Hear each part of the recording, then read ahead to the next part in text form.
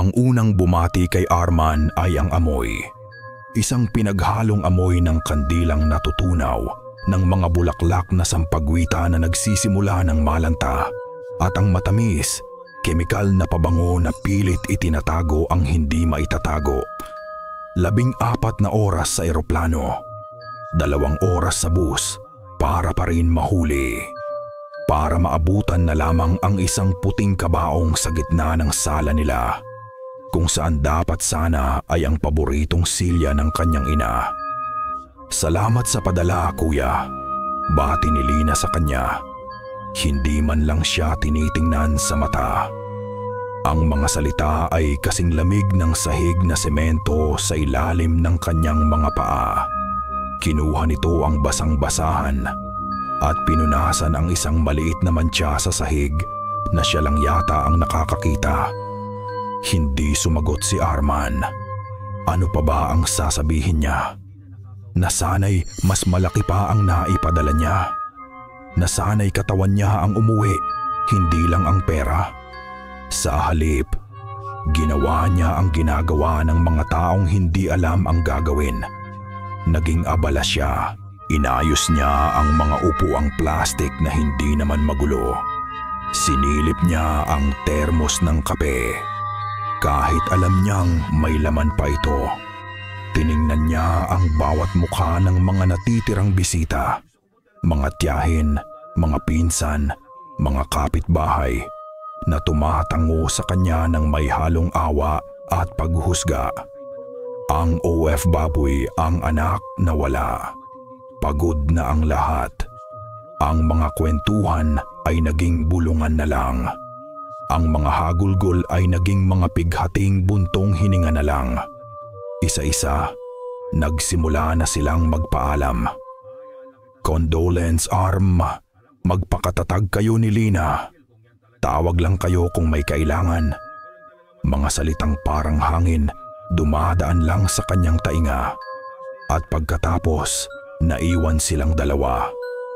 Ang katahimikan sa bahay ay mas nakakabingi pa kaysa sa mga iyakan kanina.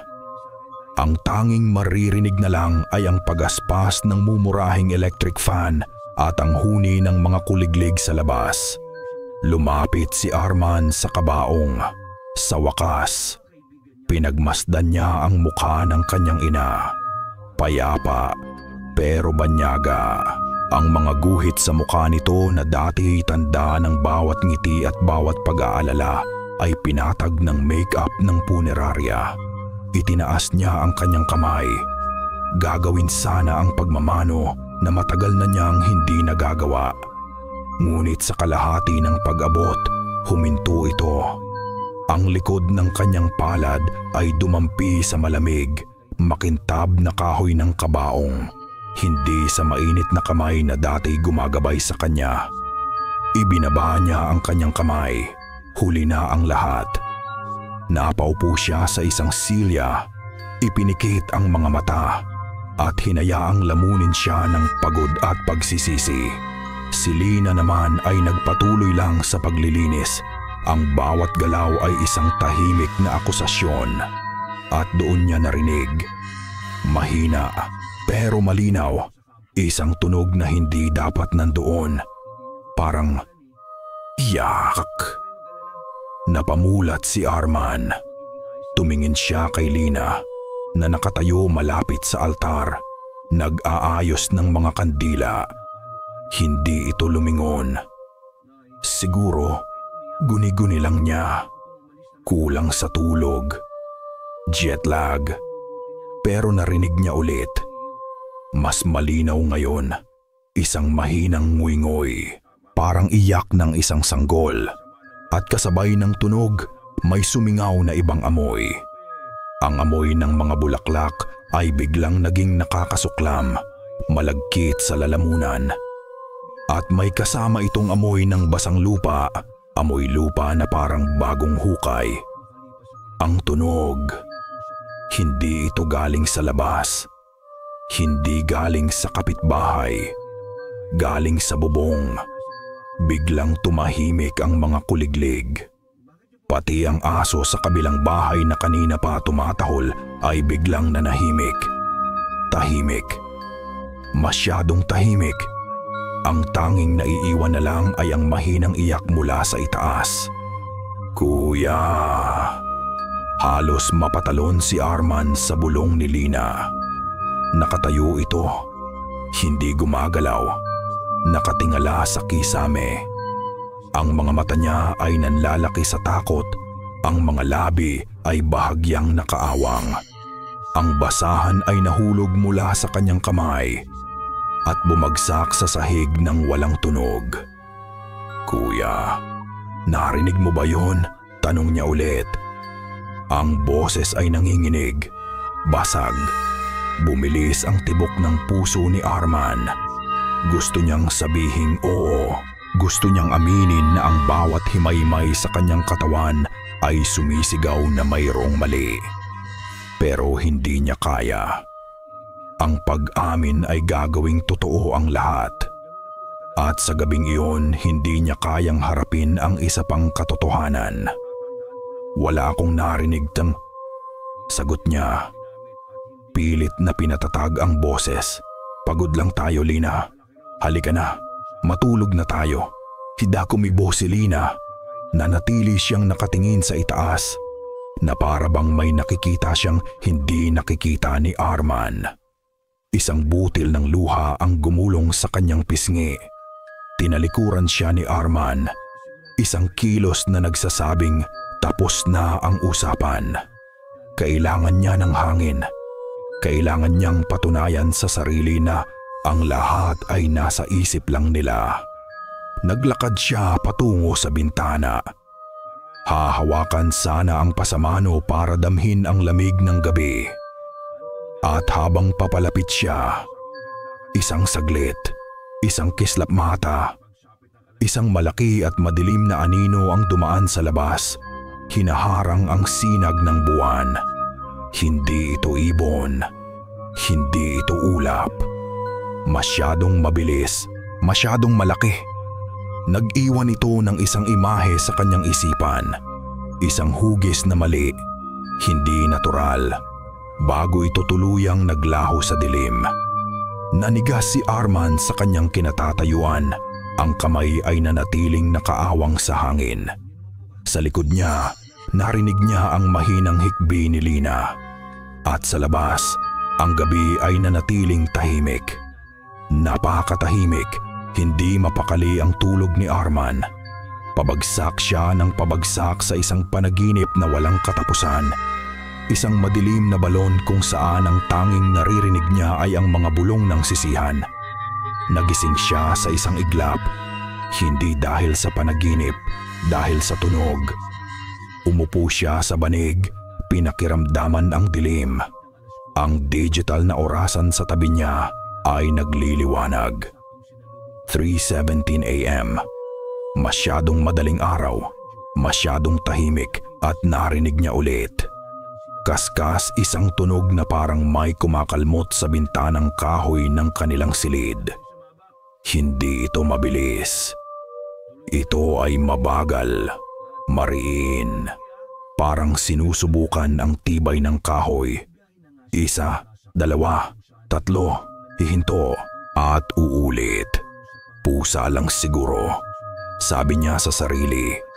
Habang ang balahibo sa kanyang batok ay tumatayo.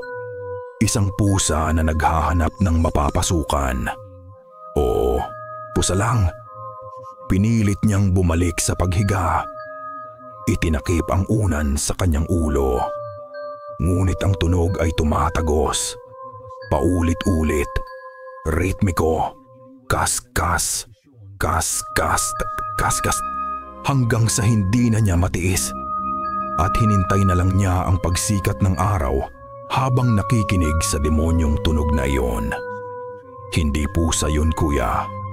Iyon ang unang sinabi ni Lina kinaumagahan. Nakaturo siya sa bintana.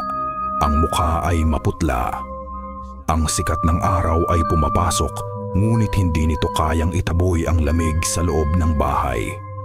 Lina, huwag ka nang mag-isip ng kung ano-ano, sagot ni Arman Ang boses ay iritado para itago ang sarili niyang kaba.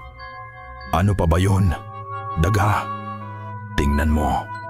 Lumapit si Arman at natigilan siya sa matigas na kahoy ng kanilang bintana.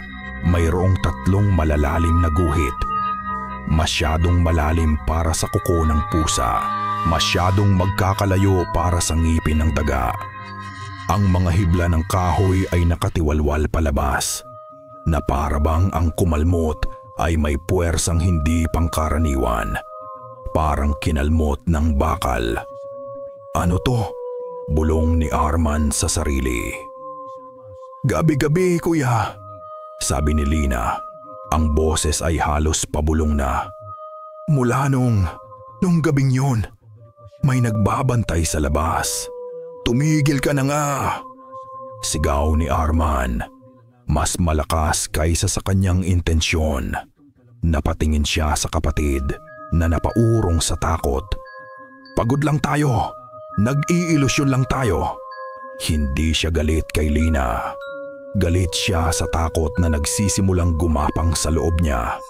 Isang takot na hindi niya kayang ipaliwanag o labanan gamit ang lohika.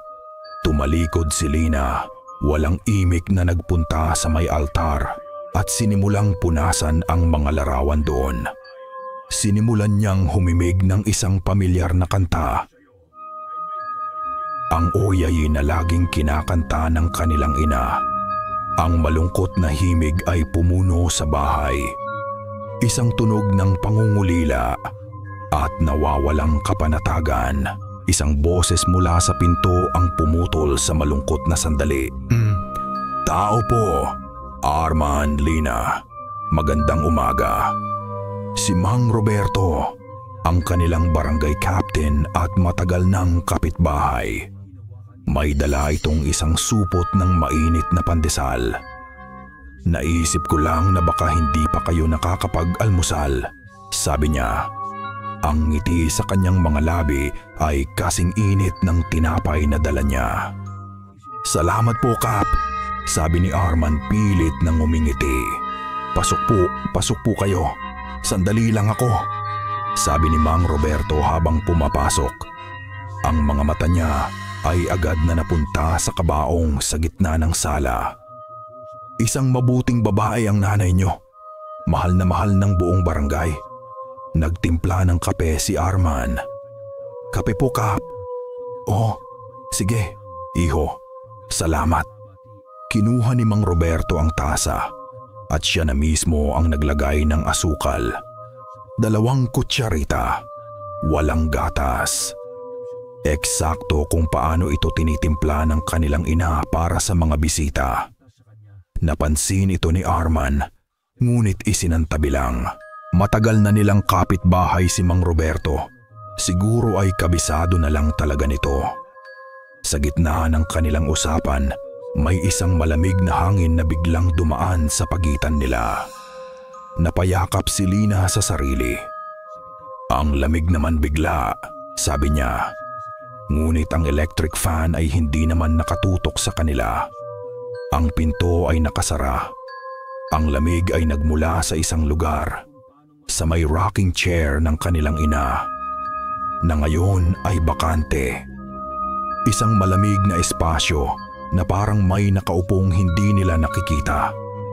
Nang paalis na si Mang Roberto, huminto ito sa may pintuan. Hinaplos niya ang kahoy na hamba. Mag-iingat kayo palagi, sabi niya. Ang boses ay seryoso. Mahirap na, baka may gustong dumalaw sa hindi pa tamang oras. Ang salitang dumalaw ay naiwan sa hangin. Hangin, mabigat at may dalang ibang kahulugan. Pagkasara ng pinto, napayuko si Arman at may napansin siyang isang bagay sa may paanan niya. Sa tsinelas na iniwan ni Mang Roberto sa labas bago pumasok. Isang kumpol ng maitim at malagkit na putik. Hindi umulan kagabi. Ang lupa sa kanilang bakuran ay tuyong-tuyo. Saan nanggaling ang putik na iyon? Itinaas ni Arman ang kanyang tingin. pabalik sa bintana kung saan naroon ang mga bakas ng kalmot. At sa unang pagkakataon, ang kanyang lohika ay nagsimulang gumuho. Ang kwento ng mga kalmot sa bintana ay kumalat na parang apoy sa tuyong damo. Sa ikalimang gabi ng lamay, ang mga bulungan ng mga bisita ay hindi na lang tungkol sa pangungulila, kundi tungkol sa takot. May aso daw na natagpuang patay sa may kanto, tuyo ang laman. May mga manok na nawawala sa mga kulungan. Ang mga matatanda ay nagkatinginan, bumubulong ng isang salitang matagal nang hindi naririnig sa kanilang baryo. Aswang. Si Arman ay pilit na hindi nakikinig. Para sa kanya, ito ay isang siraulong kwentong bayan na pinalala ng sama-samang pagdadalamhati. Ngunit sa tuwing titingnan niya ang mga guhit sa kanilang bintana, isang malamig na katanungan ang bumabagabag sa kanya. Isang lumang motorsiklo ang huminto sa tapat ng kanilang bahay. Mula dito ay bumaba ang isang lalaking may katandaan na matipuno pa rin ang pangangatawan at may mga matang nakakakita ng lahat. Si Jen Valdez, bati ni Arman, may halong gulat at respeto. Si Sergeant Valdez ay matalik na kaibigan ng kanilang yumaong ama, isang retiradong pulis na kilala sa kanyang pagiging prangka at walang kinatatakutan. Arman, bati nito pabalik, tinapik ang kanyang balikat. Ang tapik ay mabigat, puno ng simpatya. Nakikiramay ako sa inyo ni Lina. Pumasok ito sa loob at ang presensya niya ay agad na nagbigay ng kaunting kapanatagan sa bahay. Siya ay isang tao ng batas, ng lohika, isang angkorang bakal sa gitna ng dagat ng pamahiin. Nandito ako hindi lang para makiramay, sabi ni Valdez habang umiinom ng kape. Nag-iimbestiga ako. Ang pagkamatay ng mga hayop, hindi ito normal. May kung anong gumagala sa gabi. Tumingin siya kay Arman. May mga naririnig akong kwento tungkol sa mga ingay dito sa inyo. Napaiwas ng tingin si Arman. Mga chismis lang po yun. Tio, alam niyo naman ang mga tao dito. Chismis. Tumawa si Valdez, ngunit walang saya sa tawa niya. Ang tatay mo, hindi naniniwala sa mga ganyan. Palagi niyang sinasabi, Valdez, lahat ng bagay may paliwanag. Hanapin mo lang. Minsan nga, nung mga bata pa kayo, may nahuli kaming kambing na kinatay. Akala ng lahat, aswang na. Yun pala, yung lasinggero lang sa kabilang baryo, walang pampulutan. Napangiti si Arman sa alaala. Sa isang saglit, gumaan ang bigat sa kanyang dibdib. Naaalala ko po yan. Pero ito, sumeryoso ulit ang mukha ni Valdez. Iba ito, Arman. Iba to, Arman. Mag-iingat kayo. Ilak niyo palagi ang mga pinto at bintana.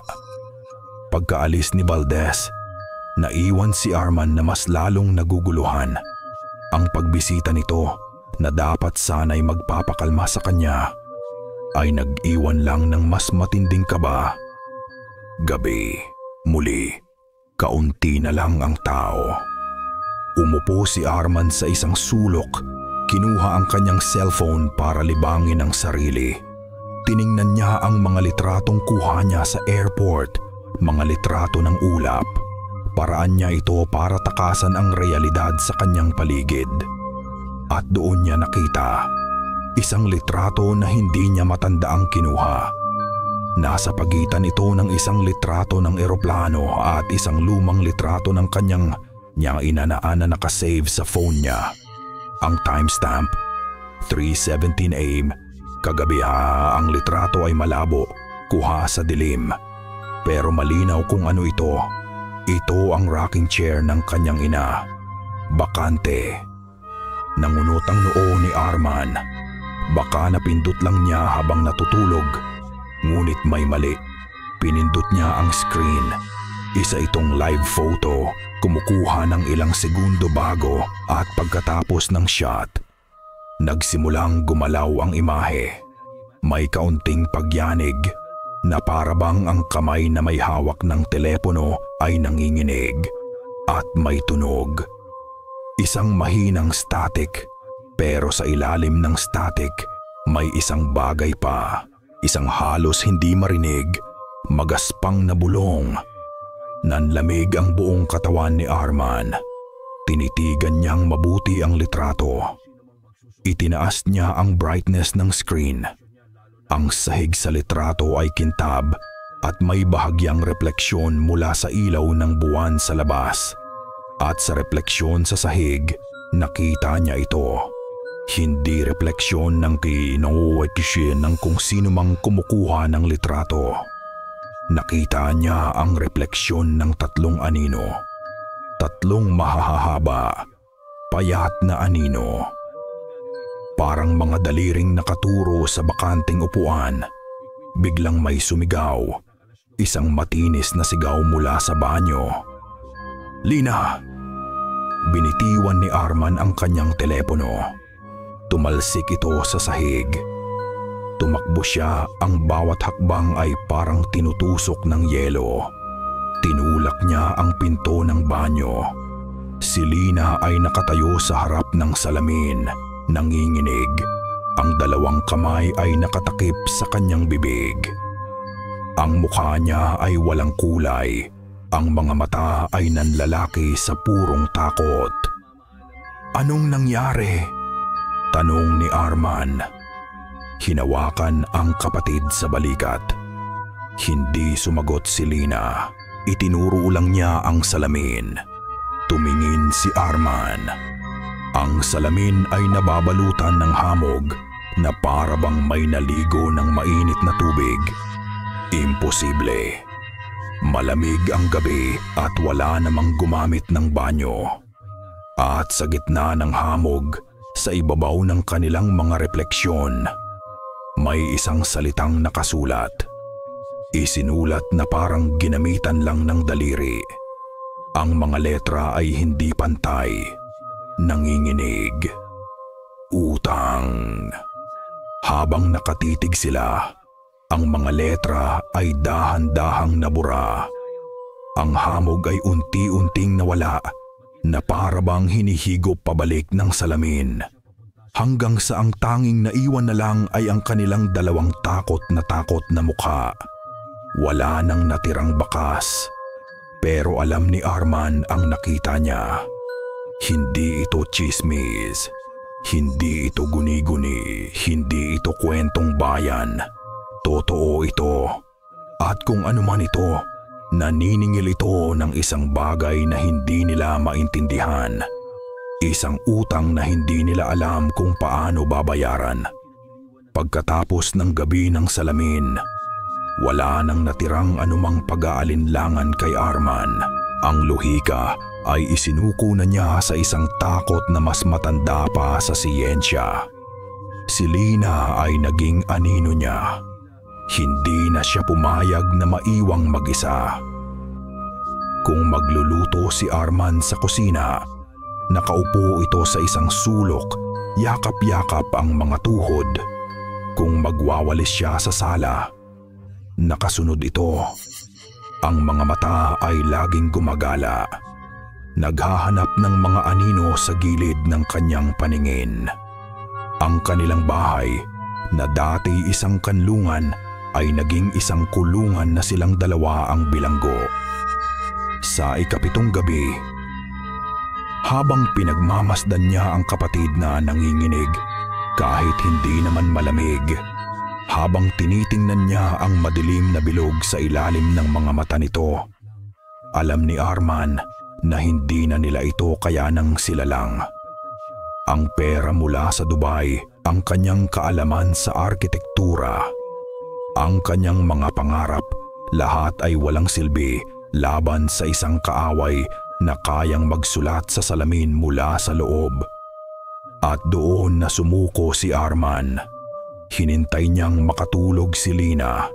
Ang paghinga ay mababaw at hindi mapakali. Dahan-dahan siyang lumabas ng bahay. Dala ang isang flashlight.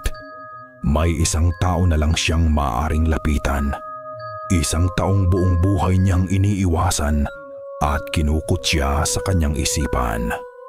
Ang landas patungo sa bahay ni Aling Sela ay nasa dulo ng baryo, kung saan ang sementadong kalsada ay nagiging putik na pilapil. Ang kanyang bahay ay isang maliit na kubo na nakahiwalay sa lahat, napapaligiran ng mga puno ng niyog at mga halamang hindi pamilyar. Ito ang lugar na kinatatakutan ng mga bata at iniiwasan ng mga matatanda. Maliban na lang kung wala na talaga silang ibang pagpipilian. Gaya niya ngayon. Kumatok siya sa pinto na gawa sa kawayan. Ang tunog ay parang nilamon ng gabi. Ilang sandali, bumukas ang pinto. Si Aling Sela ay nakatayo doon, isang maliit na babaeng hukot na. Ang muka ay kulubot na parang tuyong dahon. Ang mga mata niya ay madilim at malalim, at nang tumingin ito kay Arman, walang bakas ng pagkagulat. Para bang kanina pa siya nitong hinihintay. "Tuloy ka, iho," sabi nito. Ang boses ay magaspang na parang tuyong kawayan na nagkikiskisan. Pagpasok ni Arman, sinalubong siya ng isang amoy na hindi pamilyar. Pinaghalong mga pinatuyong dahon, kamangyan, at usok mula sa isang maliit na uling na nagbabaga sa isang sulok. May mga nakasabit na kung ano-anong bungkos ng halaman sa mga pader. Sa gitna ng lahat, isang maliit na altar na may mga itim na kandila ang nagbibigay ng nanginginig na liwanag. Umupo si Arman sa isang maliit na bangko. Hindi niya alam kung saan magsisimula. Si Aling Sela na ang bumasag sa katahimian. Ang mga patay ay hindi na dapat ginagambala. Sabi nito habang marahang umuusal ng kung anong dasal sa hangin. Ngunit may mga pagkakataong hindi ang patay ang nanggagambala, kundi sila ang ginagambala. "Hindi po namin maintindihan," sabi ni Arman. Ang boses ay halos mawala. "Yung nanay, may mga ingay, may mga sulat." Huminto sa pag-usal si Aling Sela at tumingin ng diretso sa kanya. Ang mga mata nito ay matalim, tumatagos. "Hindi kaluluwa ng nanay niyo ang nagpaparamdam," sabi nito ng malinaw. Ang bawat salita ay may bigat, kundi ang sinisingil siya. Tumayo ang lahat ng balahibo sa katawan ni Arman. Sinisingil? Sisingilin ng ano? Kumuha si Aling Sela ng ilang butil at inihagis sa nagbabagang uling. Umusok ito ng makapal.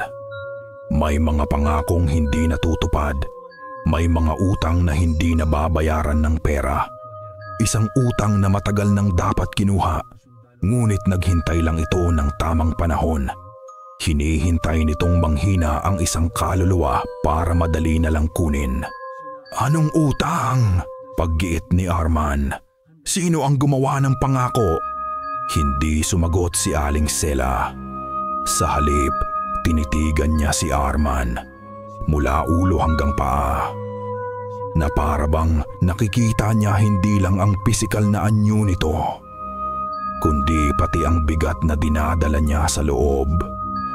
"Kailan ka huling nagmano sa nanay mo noong nabubuhay pa siya?"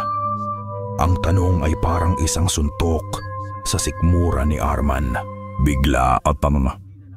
Ang lahat ng ingay sa kanyang isip ay nawala. Ang takot sa multo ay napalitan ng isang mas malalim na sakit. Hindi siya makasagot. Hindi niya maalala. Ilang taon na ba? 5 Pasko? 6? Ang huling pag-uusap nila sa video call ay nauwi pa sa pagtatalo dahil sa perang padala. Ibinaba ni Arman ang kanyang tingin. Ang kanyang katahimikan ay sapat ng sagot. Tumango si Aling Sela na parabang naiintindihan niya ang lahat. Kumuha ito ng isang maliit na supot na gawa sa pulang tela at inilagay sa palad ni Arman. May laman itong parang mga butil at magaspang na asin. Isaboy mo ito sa may pintuan at sa bawat bintana bago mag-orasyon sa gabi. Utos nito, magbibigay ito ng kaunting proteksyon. Tumayo na si Arman. Mahigpit na hawak ang supot. Salamat po, pero babalaan kita, iho. Dugtong ni Aling Sela. Ang boses ay naging isang malamig na babala. Sa oras na malaman niyang, alam niyo na, sa oras na subukan niyong maglagay ng harang, hindi na siya magtatago sa dilim. Pagkalabas ni Arman sa maliit na kubo, isang malakas na pagaspas ng pakpak ang narinig niya sa itaas. Isang malaking uwak ang nakatuntong sa bubong ng kubo. Ang mga mata nito ay parang dalawang kumikinang na baga sa dilim. At pagkatapos ay nagpakawala ito ng isang malakas at pangit na wakakwa, isang tunog na parang tawa na pumunit sa katahimikan ng gabi. Ito na ang huling gabi ng pasyam. Ang hangin sa loob ng bahay ay mas mabigat, mas nakakasakal kaysa sa mga nagdaang gabi. Ang mga dasal ng mga huling bisita ay parang mga bulong na walang lakas. Isang manipis na kalasag na sinusubukang itaboy ang isang paparating na bagyo. Ang asin na isinaboy ni Arman sa may pintuan at mga bintana ay nagbigay ng isang huwad na kapanatagan. Mula nang ilagay niya iyon, tumigil ang mga kalmot sa gabi. Tumigil ang mga kakaibang tunog. Ngunit ang katahimikan ay mas nakakatakot. Ito ay isang katahimikang nag-aabang. Nang makaalis na ang huling panauhin, nagsimulang magligpit si Lina ng mga tasa ng kape. Habang nagpupunas siya ng mesa, bigla siyang natigilan. Ang mga mata ay nakapako sa isang madilim na sulok ng kanilang sala, sa ilalim ng hagdanan. "Kuya," tawag niya. Ang boses ay mahina. Yung baul ni Lola. Napatingin si Arman. Isang malaking baul na gawa sa maitim na kahoy, nakatago sa ilalim ng mga lumang dyaryo sa dyaryo at mga sako. Halos 100 taon na yata ito. Ang kandado nito ay kinakalawang na at natatabunan na ng alikabok. Naalala ko, bulong ni Lina. Laging sinasabi ni Inay na huwag daw nating bubuksan yan. May mga di magagandang alaala daw dyan.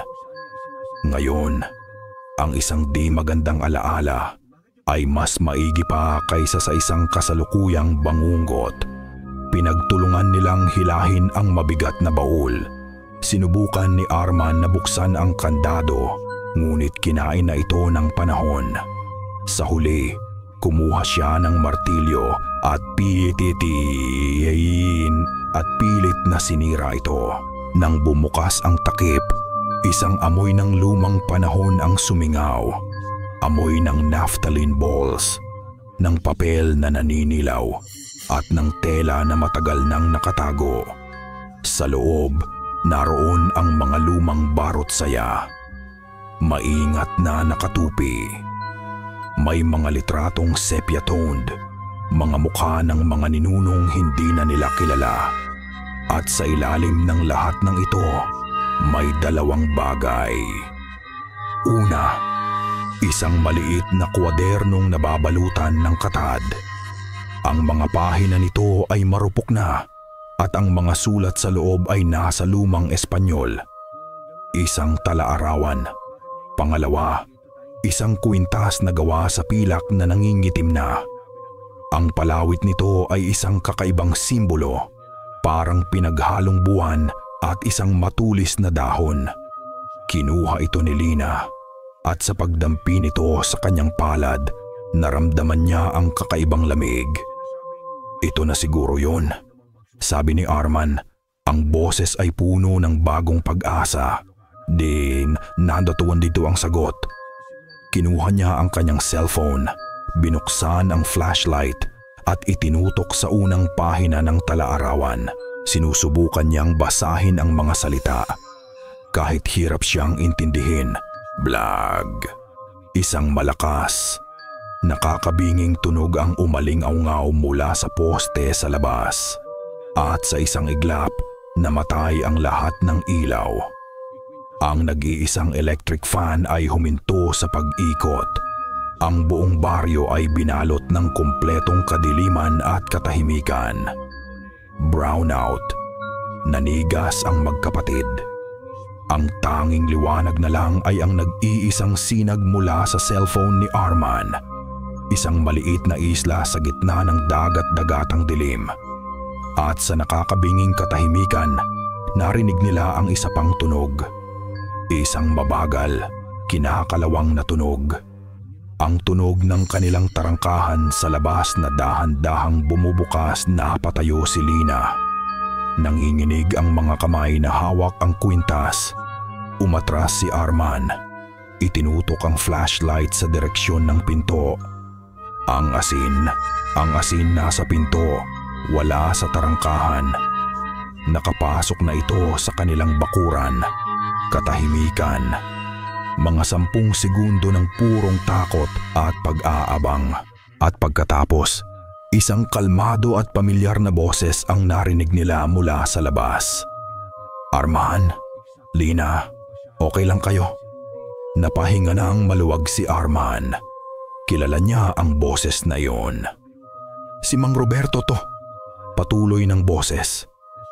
Nawalan yata ng kuryente ang buong baryo. Gusto ko lang siguraduhin na ayos lang kayo dyan. Ang boses niya ay kalmado, puno ng pag-aalala. Ngunit habang nagsasalita siya, nagsimula ulit ang tunog. Ang tunog ng pagkaskas. Pero hindi na ito sa bintana. Nasa pintuan na nila sa harap. At mas malakas, mas mariin, parang mga bakal na pako na pilit na gumuguhit sa kahoy. Sinusubukang humanap ng siwang, sinusubukang pumasok. Ang boses sa labas ay nagsasabing, gusto kong tumulong. Ngunit ang tunog sa pinto ay sumisigaw, gusto ko kayong kunin. Nakatayo si Mang Roberto sa labas ng kanilang pinto. Ang boses niya ay malumanay at puno ng pag-aalala. Ang mga kuko niya, o kung anuman ang kumakaskas, ay pilit na winawasak ang kahoy na naghihiwalay sa kanila. Cognitive dissonance. Ang isip ni Arman ay parang pinupunit sa dalawa. Paano nagkakasya sa iisang katauhan ang isang mapagmalasakit na kapitbahay at isang halimaw sa dilim? Huwag kayong sasagot, bulong ni Lina. Ang mukha ay nakasubsob sa dibdib ni Arman. Hawak niya ng mahigpit ang kwintas na pilak. Huwag niyo siyang papasukin. Hindi kailangang sabihin yun. Ang bawat hibla ng pagkatao ni Arman ay sumisigaw na ang nasa labas ng pinto ay hindi na ang Mang Roberto na kilala nila. Arman, Lina, padilim ng padilim. Buksan niyo ang pinto, may dala akong gasera. Patuloy ng boses sa labas. Kasabay nito, ang pagkaskas ay tumigil. Napalitan ito ng isang malakas na kalabog. Tapos isa pa. Sinusubukan nitong sirain ang pinto. Kinuha ni Arman ang cellphone. 15% battery. Kailangan niyang kumilos. Mabilis. Sinong tatawagan mo? Nanginginig na tanong ni Lina. Si Chio Valdez. Sagot ni Arman. Ang mga daliri ay nanginginig habang hinahanap ang numero. Kailangan natin ng tulong. Ilang ring lang sumagot ito. Ang boses ni Valdez ay nag-aalala. Arman, bakit napatawag ka? Brownout din ba dyan? Tio, tulong. Halos pasigaw na sabi ni Arman. Nandito siya sa labas. Si Mang Roberto. Ano? Pagtataka sa kabilang linya. Si Roberto? Anong ginagawa niya dyan? Sinusubukan niyang sirain yung pinto. Sagot ni Arman, kasabay ng isa pang malakas na kalabog sa pintuan na nagpayanig sa buong bahay. At tiyo, may nahanap kami. Isang lumang tala-arawan. Nakasulat sa Espanyol. Sa tingin ko, nandito ang lahat ng sagot. Katahimikan sa kabilang linya. Tanging ang paghinga lang ni Valdez ang naririnig. Pagkatapos ay nagsalita ito. Ang boses ay seryoso at determinado. Makinig ka, Arman. Huwag na huwag niyong bubuksan niyang pinto kahit anong mangyari. May kilala akong dating propesor sa kasaysayan, si Dr. Ramirez. Matatas sa lumang Espanyol. Itatawag ko siya. Kuhanan mo ng litrato ang bawat pahina ng tala-arawan. Yung pinakamalinaw na kuha at isend mo sa akin ngayon din. Bilisan mo. Ginawa ni Arman ang sinabi. Habang si Lina ay umiiyak sa isang sulok, mabilis niyang kinuhanan ng litrato ang bawat marupok na pahina. Bawat pindot ng kamera ay parang isang karera laban sa tunog ng pinto na unti-unting bumibigay. Isinend niya ang lahat ng litrato kay Valdez. 5 na battery. Nakuha ko na, sabi ni Valdez sa telepono. Tatawagan ko na ang propesor. Magtago kayo sa pinakaligtas na lugar sa bahay niyo. Huwag kayong aalis dyan. Pinatay ni Arman ang tawag. Hinila niya si Lina patungo sa maliit nilang altar, kung saan naroon ang larawan ng kanilang ina at mga santo. Doon sila umupo sa sahig sa likod ng kabaong, magkayakap sa dilim, naghihintay. Ang tanging tunog na lang ay ang walang tigil na pagwasak sa kanilang pintuan. Ilang minuto ang lumipas na parang ilang taon. At biglang tumunog ang telepono ni Arman. 1 battery. Si Valdez. Arman, nakakausap ko na si Dr. Ramirez. Sabi ni Valdez. Ang boses ay nagmamadali. Makinig kang mabuti. Ipinasa yata nito ang telepono. Isang boses ng matandang lalaki ang narinig ni Arman. Ang tono ay unay puno ng interes sa kasaysayan. Ngunit habang tumatagal ay napapalitan ng pagkabigla at takot. Santo Diyos, bulong ng propesor. Ito ay hindi lang isang tala-arawan. Ito ay isang pag-amin. Isinulat ng inyong lola sa tuhod, si Ines. Panahon ng matinding taggutom. Isang kasunduan. Anong kasunduan? Tanong ni Arman. Isang kasunduan sa isang nilalang ng gabi. Isang tik-tik. Sabi ng propesor. Ang salita ay binigkas niya ng may pag-iingat at pagkasuklam. Isang uri ng aswang na kumakain ng mga sanggol sa sinapupunan at nagnanakaw ng hininga ng mga may sakit. Napatingin si Arman kay Lina. Pareho silang nanlamig. Ang iyak ng sanggol sa bubong. Kapitbahay daw nila ang nilalang na ito. Patuloy ng propesor. Nakatira sa baryo, nagpapanggap na isang ordinaryong tao. Bilang kapalit sa masaganang ani para mailigtas ang kanyang pamilya sa gutom, ipinangako ni Ines. Ipinangako niya ang kaluluwa ng isa sa kanyang mga supling sa hinaharap. Isang utang na sisingilin kapag hinugna ang panahon. Pero, bakit ngayon? Bakit sa nanay namin? Dahil ang tik-tik ay mapagpasensya, sagot ng propesor. Naghihintay ito ng kahinaan, isang karamdaman, isang pighatiam para mas madali niyang makuha ang kaluluwa. At isinulat din dito ang kahinaan niya. Ano? Ano ang kahinaan niya? Desperadong tanong ni Arman. Hindi niya kayang tumawid sa isang hangganan na binasbasan ng mga espesyal na dasal, isang orasyon. At higit sa lahat, nabibihag siya ng kanyang tunay na pangalan. Kapag binigkas ito ng tama, nawawalan siya ng lakas. Anong pangalan niya? Halos isigaw ni Arman. Sandali, sabi ng propesor. Medyo nabura ang tinta sa bahaging ito. Ang mabasa ko lang ay R2. Rasto, napapikit si Arman.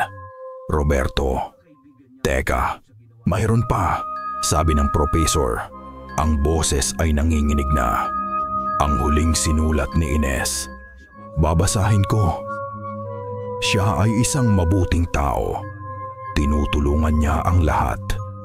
Nagdala siya sa amin ng bigas kanina. Patawarin ako ng Diyos. Gusto ko siya. Sabi niya ang apelyido daw ng pamilya niya ay nangangahulugang tagapag-alaga ng kagubatan. Guardia. Guardia. Biglang naalala ni Arman. Ang lumang pangalan ng pamilya ni Mang Roberto bago ito naging Espanyol. Guardia del Monte. Roberto Guardia. Sasiyak sa eksaktong sandaling iyon, ang pagkalabog sa pinto ay biglang tumigil. At isang malakas na pagbasag ng salamin mula sa bintana ng kusina ang pumunit sa gabi. Nakatagpo na ito ng ibang daan papasok. Ang tunog ng nababasag na salamin sa kusina ay parang putok ng baril sa gitna ng katahimikan. Sa isang iglap, nawala ang paralisis ni Arman. Hinila niya si Lina palayo sa altar. Itinulak sa likod niya. "Diyan ka lang!" sigaw niya. Gamit ang flashlight ng cellphone, tinakbo niya ang maikling pasilyo patungo sa kusina. Ang sahig ay puno ng mga piraso ng bubog na kumikinang sa dilim. Ang butas sa bintana ay isang ngiping itim na nilalamon ang anumang liwanag. At mula sa butas na iyon, isang braso ang pumasok. Maitim, mahaba, hindi natural ang pagkakabaluktot. At sa dulo nito, mga daliring parang mga patalim na kumakapa sa hangin, naghahanap ng trangka ng bintana. Napaatras si Arman. Ito na ang katapusan. Ngunit mula sa likod niya, sumugod si Lina. Hindi ito sumisigaw. Ang mukha niya ay puno ng pinaghahalong takot at galit. Sa kanyang kanang kamay, mahigpit niyang hawak ang kwintas na pilak na nakuha nila sa baul. "Layuan mo kami!" sigaw niya, at sa isang kilos na hindi niya pinag-isipan, inihagis niya ang kwintas. Ang pilak na palawit ay lumipad sa dilim. Tumama ito sa brasong nakapasok sa bintana. Isang nakakapasong tunog ang narinig nila. Parang tunog ng malamig na tubig na ibinuhos sa mainit na bakal. At kasunod nito ay isang hindi makataong sigaw ng sakit at galit mula sa labas. Agad na binawi ang braso mula sa bintana. Nagkaroon ng mga kaluskos, mga yabag na mabilis na papalayo. At pagkatapos, katahimikan. Nakatayo ang magkapatid sa gitna ng kusina. Nanginginig, habol ang kanilang hininga. Ang kwintas ay nakasabit sa sirang bintana. Ang pilak na simbolo nito ay bahagyang kumikinang sa liwanag ng flashlight. Muling tumunog ang telepono. Si Valdez ulit. "Arman, anong nangyayari dyan?"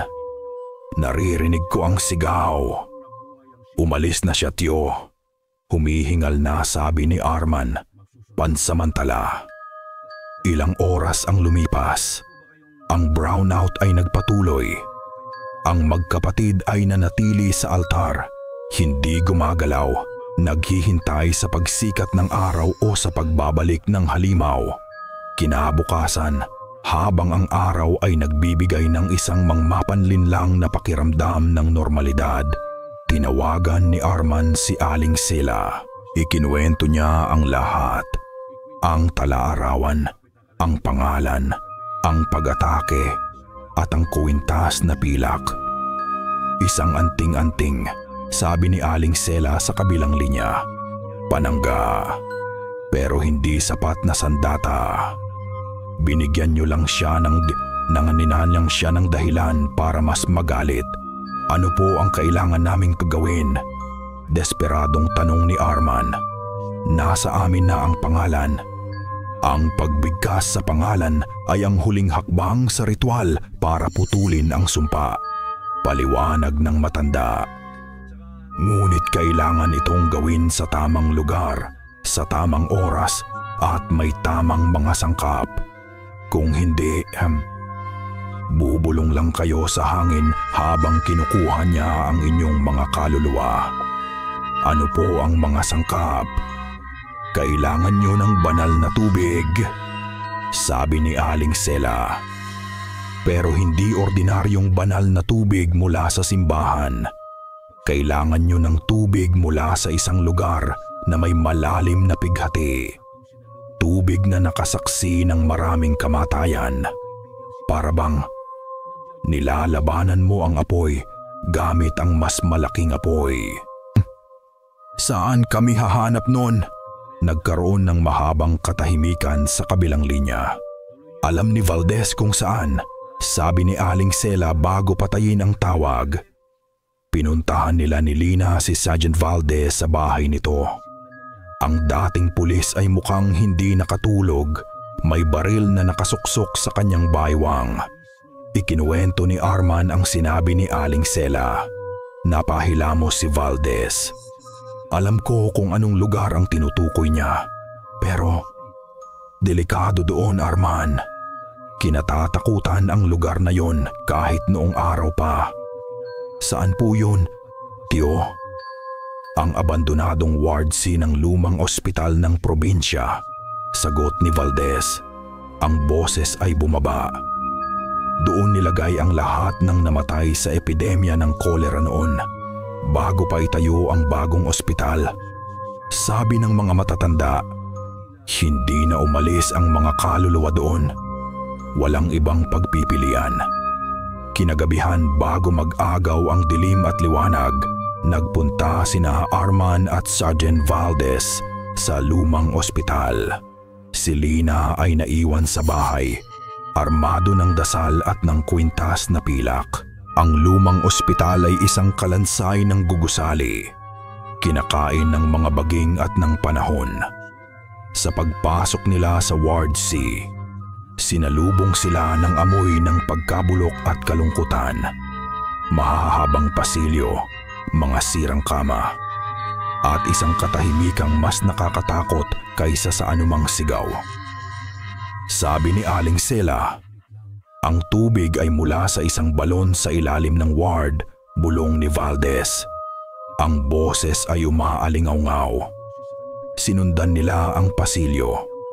Bawat tunog ng kanilang mga yabag ay parang isang panghihimasok.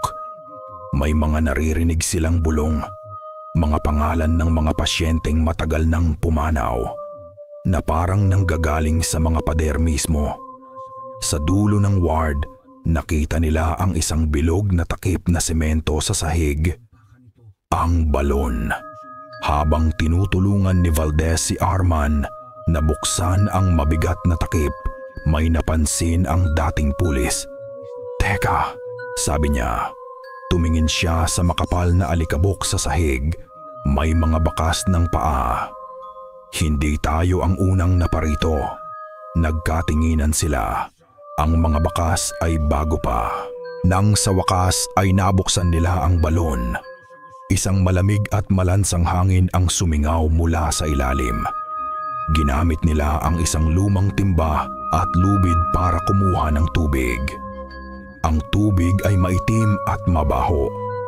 Habang isinasalin ni Arman ang tubig sa isang lalagyan, itinutok ni Valdez ang kanyang flashlight sa paligid.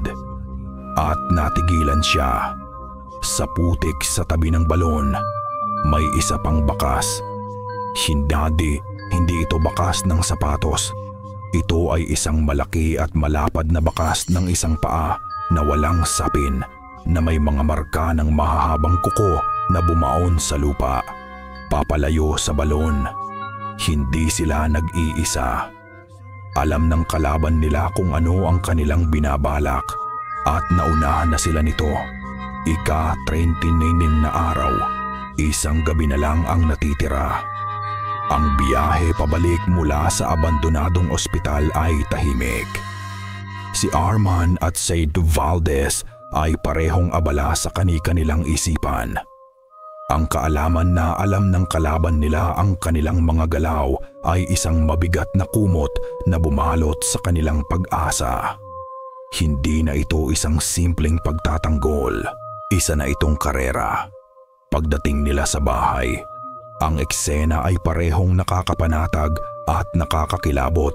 Si Lina ay naglagay ng mga kandilang binasbasan sa bawat bintana. Ang kwintas na pilak ay nakasabit na sa kanilang pintuan sa harap. Ang buong bahay ay amoy bawang at luya, mga halamang pinaniniwala ang nagtataboy ng masasamang espiritu. Naghanda siya para sa isang giyera. Nakuha namin, sabi ni Arman. Ipinakita ang lalagyan ng maitim na tubig mula sa balon. Tumango si Lina, ngunit ang mga mata niya ay may takot.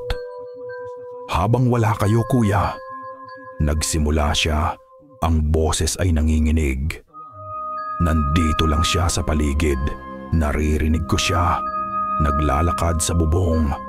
Minsan, sumisilip sa mga siwang ng bintana. Pinag-aralan ni Arman ang tala-arawan. Sinubukang kabisaduhin ang mga salita ng orasyon, ang tamang pagbigkas, ang tamang tono. Si Lina naman ay nagpatuloy sa paglalagay ng mga panangga. Binubudburan ng asin ang bawat sulok ng bahay. Si Saint Valdez, gamit ang kanyang lumang serbisyo revolver, ay nag-inspeksyon sa labas. Tinitiyak na ang lahat ng posibleng pasukan ay nakasara. Ngunit hindi natuso si Roberto. Tapos na ang panahon ng pagtatago sa dilim. Tapos na ang mga kalmot at bulong. Ang mga pag-atake ay naging garapal. Una, isang malakas na kalabog ang yumanig sa buong bahay. Isang malaking bato na kasing laki ng ulo ng tao ang bumagsak sa kanilang bubong na yero, nag-iwan ng isang malaking yupi. Sumunod ang mga bintana. Habang si Lina ay nagdarasal sa harap ng altar, biglang lumitaw ang isang mukha sa bintanang salamin sa tabi niya. Hindi mukha ni Roberto. Mukha ng isang matandang babae mula sa baryo na namatay noong nakaraang taon. Ngumiti ito at ang bibig nito ay puno ng putik. Napasigaw si Lina at napaatras sa isang iglap na wala ang muka. Ang pinakamasaklap ay ang boses. Lina, anak, isang boses ang tumawag mula sa labas ng bintana ng kanilang silid. Si Arman at Lina ay parehong nanigas. Boses ng kanilang ina. Eksaktong-eksakto. Ang toas, ang lambing, ang pagmamahal. Anak, ang lamig dito sa labas. Papasukin mo naman ang inay. Napahagulgol si Lina. Hindi ikaw yan. Ako to, anak. Patuloy ng boses, puno ng pighati. Bakit ayaw niyo akong papasukin? Hindi niyo na ba ako mahal? Arman, anak, tulungan mo ang ingay. Tinatakpan ni Arman ang kanyang mga tainga. Ngunit ang boses ay tumatagos. Nilalason ang kanyang mga alaala. Ginagamit ang kanyang pagmamahal at pagsisisi bilang sandata. Ito ang pinakamasakit na uri ng atake. Hindi sa katawan, kundi sa kaluluwa. Habang ang kanilang mga isipan ay ginugulo, may isang bagay na mas praktikal na nangyari. Pumunta si Lina sa kusina para uminom ng tubig. Binuksan niya ang gripo. Isang mahinang sitsit lang ang lumabas. Tapos wala na. Sinubukan niya ang gripo sa lababo. Ganoon din. Kuya, nawalan tayo ng tubig. Tinakbo ni Arman ang gripo.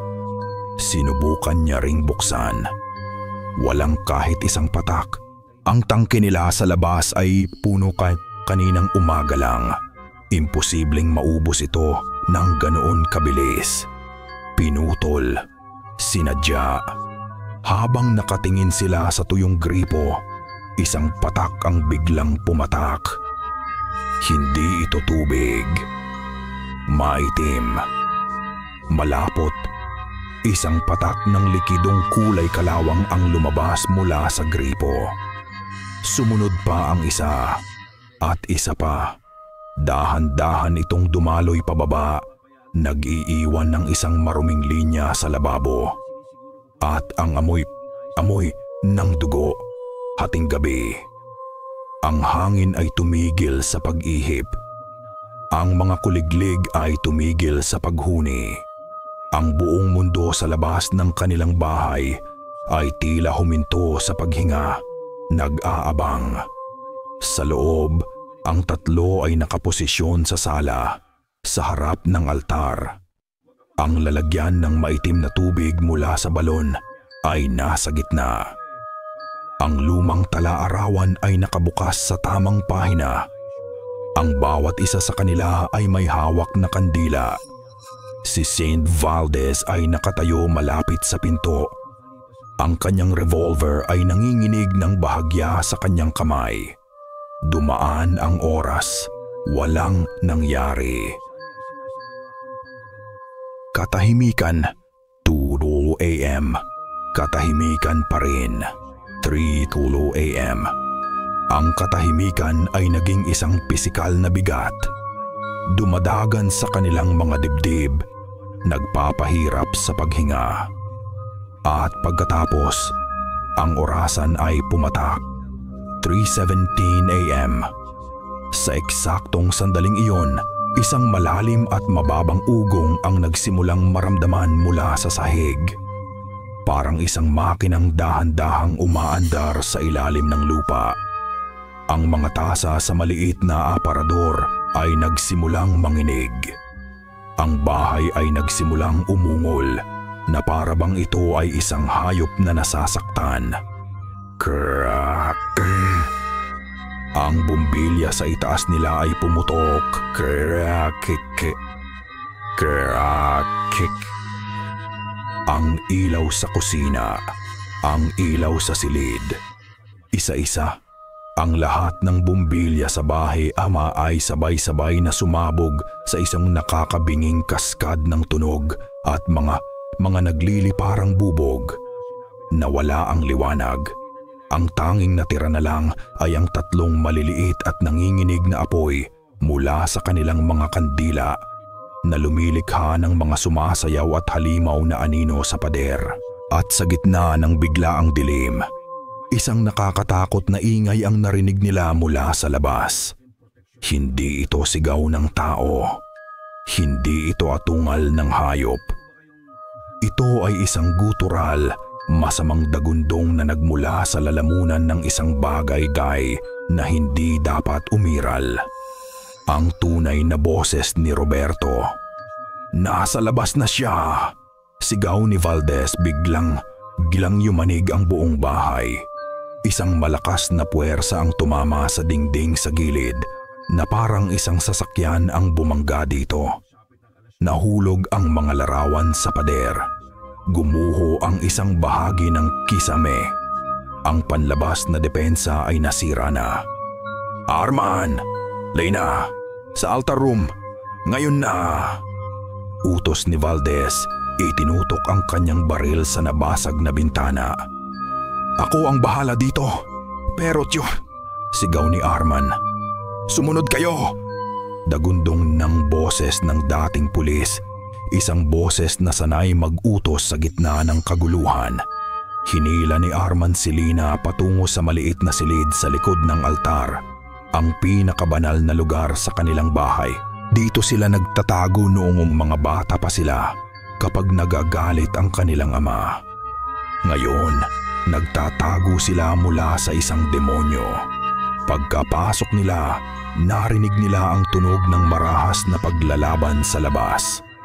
Ang pagbagsak ng mga kasangkapan, mga sigaw, isang malakas na putok ng baril na yumanig sa buong bahay. At pagkatapos, isang nakakatakot na katahimikan. "Tio Valdez," tawag ni Arman. Ang boses ay nanginginig. Walang sagot. "Tio," sigaw niya ulit. Ang tanging sumagot ay isang mahina, scraping sound. Papalapit sa pinto ng altar room. Nagkatinginan ang magkapatid. Ang takot sa kanilang mga mata ay sumasalamin sa nanginginig na liwanag ng kandila. Pam! Ang pinto ay yumanig na parang isang sako ng semento ang ibinato dito. Bam! Bam! Nagsimulang magkaroon ng mga bitak sa matandang kahoy. Nagsimulang umuga ang bisagra. Umatras ang magkapatid hanggang sa napasandal na sila sa pader. Walang na silang mapupuntahan. Crack! Isang mahaba at matulis na bagay ang biglang bumaon at lumusot sa gitna ng pinto. Itim. Makintab. Isang daliring may mahabang kuko. Ilang pulgada na lang mula sa mukha ni Lina. Ang oras ay tila huminto sa paggalaw. Ang itim na kuko ay nanatili sa siwang, isang nakakakilabot na paalala ng kanilang napipintong katapusan. Sa likod ng pinto, isang mababang pag-alulong ang maririnig, puno ng pagkasabik at gutom. Ito na yon. Ito na ang huli. Sa isang iglap, dumaan sa isip ni Arman ang lahat, ang kanyang trabaho sa Daba sa Dubai, ang mga building na kanyang idinisenyo, ang buhay na pilit niyang binuo para makatakas sa maliit na baryong ito. Lahat ng iyon ay walang kwenta ngayon. Tumingin siya kay Lina na nakapikit at umiiyak ng walang tunog. Tumingin siya sa larawan ng kanilang ina sa altar. Ang nangngiti nito ay parang isang malayong alaala. At tumingin siya sa lumang talaarawan na nakabukas sa sahig. Ang buong bigat ng utang. Hindi lang ito utang ng kanilang ninuno. Biglang naintindihan ni Arman. Ito ay ang kanyang sariling utang. Ang bawat Paskong hindi niya inuwian. Ang bawat tawag sa teleponong hindi niya sinagot dahil pagod siya. Ang bawat I love you na hindi niya nasabi. Ang bawat pagmamano na ipinagkait niya. Ang bigat ng pagsisisi na dala-dala niya simula pa noong umuwi siya. Bang! Ang pinto ay sumuko na. Sa isang malakas na dagundong, ito ay bumagsak paloob. At sa bukana ng pinto, nakatayo ang isang bangungot. Hindi na ito si Mang Roberto. Ang katawan nito ay humaba at pumayat. Ang mga braso nito ay halos sumayad sa sahig at sa dulo ng mga ito ay ang mga kuko na bumaon sa kanilang pinto. Ang mukha nito ay isang maskara ng galit. Ang mga mata ay parang dalawang nagbabagang uling. Ngunit si Arman ay hindi na umatras. Sa gitna ng kanyang takot, isang kakaibang kapayapaan ang bumalot sa kanya.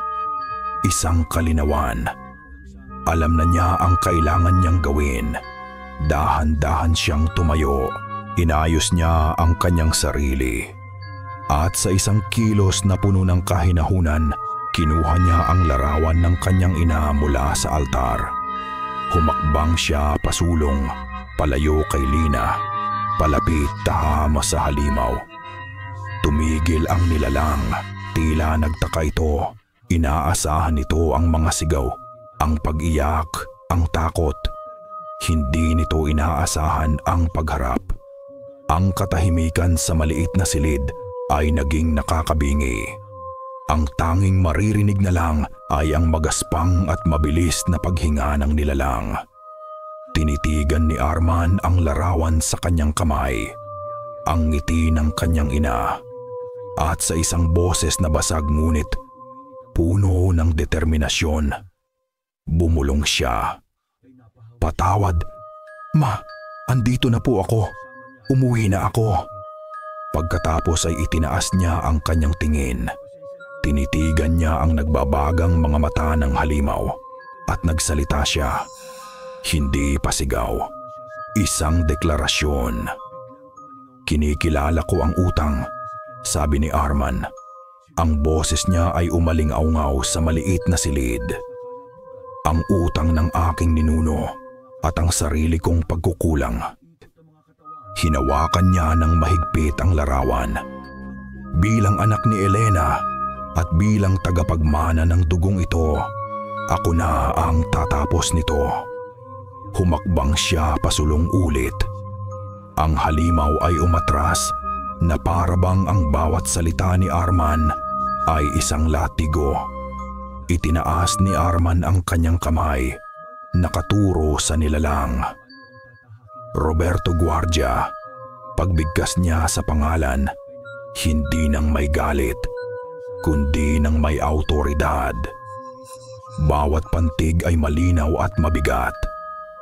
Sa ngalan ng aking ina at ng mga ninuno ko, tapos na ang paniningil mo. Niyakap niya ang larawan sa kanyang dibdib. Malaya na kami. Isang nakakabinging katahimikan. At pagkatapos, isang nakakapasong sigaw ang nagmula sa lalamunan ng halimaw. Isang sigaw ng matinding sakit at pagkapuot. Kasabay nito, isang nakakasilaw na liwanag ang biglang nagmula sa altar ng pamilya. Ang mga kandila ay biglang lumaki ang apoy. Ang banal na tubig ay nagsimulang umusok. Ngunit bago pa man ito tuluyang mawasak ng liwanag, sa huling hibla ng lakas nito, ang nilalang ay sumugod. Hindi kay Arman, kay Lina. Ang pagsugod ng halimaw ay mas mabilis pa sa isang kisap mata. Ang mga mahahabang kuko nito ay nakaumang sa leeg ni Lina. Ngunit may isang bagay na humarang dito. Ang kwintas na pilak na nakasabit sa leeg ni Lina, ang kwintas mula sa baul ng kanilang lola, ay biglang nagliwanag, kasing init ng baga. Nang dumampi ang mga kuko ng tik-tik sa kumikinang na pilak, isang tunog ng nasusunog na laman ang narinig. Umusok ito. Ang sigaw ng halimaw ay napalitan ng isang atungal ng hindi maipaliwanag na sakit. Binawi nito ang kamay, na ngayon ay may marka ng paso na humuhugis sa simbolo ng kuwintas. Kasabay nito, ang liwanag mula sa altar ay lalong lumakas. Hindi na ito isang simpleng liwanag ng kandila. Ito ay isang puting liwanag na sagrado at dalisay. Ang banal na tubig sa lalagyan ay kumulo. Naglalabas ng singaw na parang nasusunog ang hangin. Ang nilalang ay hindi natalo ng pisikal na lakas. Ito ay natalo ng isang kasunduang pinutol ng isang utang na binawi. Ang kapangyarihan nito na nakatali sa kasalanan ng pamilya ay biglang nawalan ng pundasyon. Napasigaw ito sa huling pagkakataon, hindi na sa galit, kundi sa pagkatalo. At nagsimula itong magbago. Ang mahabang katawan nito ay umikli. Ang maitim na balat ay nangulubot, natuyo, na parabang 100 taon ang dumaan sa loob lang ng ilang segundo. Ang mga kuko nito ay naging marurupok na buto. Ang nagbabagang mga mata ay nawalan ng apoy at naging 2 madilim na butas. Gumuho ito sa sahig, ngunit hindi ito isang katawan na bumagsak. Ito ay naging alikabok, isang bunton ng abo at mga butong natuyo at naging gabok na. Ang damit ni Mang Roberto ay naiwang nakalatag sa sahig, walang laman. Ang tanging natira sa halimaw na si Roberto Guardia ay isang alaala at isang mantsa ng alikabok sa sahig na kahoy. At pagkatapos, katahimikan, ang liwanag mula sa altar ay dahan-dahang humupa. Bumalik sa normal na apoy ng kandila. Ang banal na tubig ay tumigil sa pagkulo. Ang bigat sa hangin ay nawala, kasabay ng paghupa ng lahat. Ang unang sinag ng araw ng ika-40 araw ay tumagos sa sirang bintana. Nag-iiwan ng isang ginintuang guhit ng liwanag sa sahig. Tapos na. Nakahinga ng malalim si Arman at kasabay nito ay ang pagbagsak ng lahat ng tensyon at lakas sa kanyang katawan. Napaluhod siya sa sahig, nanginginig. Si Lina ay gumapang palapit sa kanya. Humahagulgol at nagkayakapan sila sa gitna ng winasak na silid. Sa gitna ng abo ng kanilang kaaway. Ilang minuto silang nanatiling ganoon hanggang sa may narinig silang isang mahinang ungol mula sa labas. Tio Valdez! Nagmamadali silang lumabas. Sa gitna ng winasak na sala, nakahandusay si Sergeant Valdez. Ang kanyang damit ay punit-punit, may mga galos at pasa sa buong katawan, ngunit ang pinakamalala ay ang malalim na kalmot sa kanyang tagiliran. Pero humihinga siya. Buhay siya. Tinawag nila ang ambulansya ng baryo. Habang isinasakay si Valdez sa stretcher, iminulat nito ang kanyang mga mata. Hinanap niya si Arman. Ang tala-arawan! Ungol ni Valdez. Ang boses ay mahina. May sinabi ba kung siya lang ang nag-iisa? Natigilan si Arman. Ang tanong ay parang isang malamig na kamay na humaplos sa kanyang batok. Walang sinabi kung nag-iisa lang ba ito. Habang papalayo ang ambulansya, nasa mababatuan na siya. Naupo sina Arman at Lina sa may pintuan ng kanilang wasak na bahay. Magkatabi, walang nagsasalita. Pinanood nila ang pagsikat ng araw. Ang mga ibon ay nagsisimula ng humuni. Ang hangin ay malinis sa unang pagkakataon sa loob ng maraming linggo. Ang bangungot ay tapos na. Ngunit ang tanong ni Valdez ay naiwan. Isang maliit na binhi ng duda na itinanim sa kanilang bagong tuklas na kapayapaan. Lumipas ang ilang linggo. Ang opisyal na kwento na kumalat sa baryo, ayon na rin sa mungkahi ni Sam Valdez mula sa kanyang higaan sa ospital, ay simple at kapani-paniwala. Si Mang Roberto Guardia, na matagal na palang may sakit sa puso, ay inatake habang sinusubukang tulungan sina Arman at Lina noong gabi ng brownout.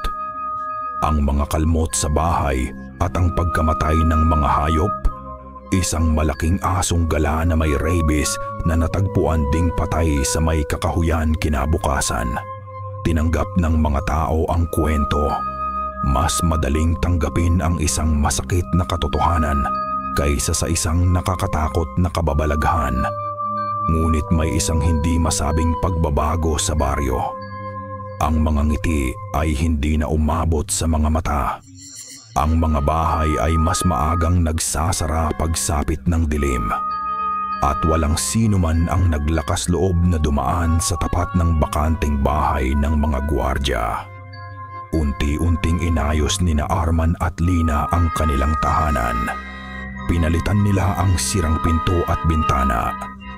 Muli nilang pininturahan ang mga pader na may mga bitak. Ang bawat pagpukpok ng martilyo, bawat pagpahid ng pintura ay isang paraan ng paghilom, hindi lang para sa bahay, kundi para na rin sa kanila. Isang hapon, habang nag-aayos sila ng mga gamit sa lumang aparador, nakatanggap ng tawag si Arman mula sa Dubai. Ang kanyang boss, inaalok siya ng isang malaking promosyon, isang posisyon na matagal na niyang pinapangarap. Mas malaking sahod, mas malaking proyekto. Ang lahat ng dahilan kung bakit siya umalis noon.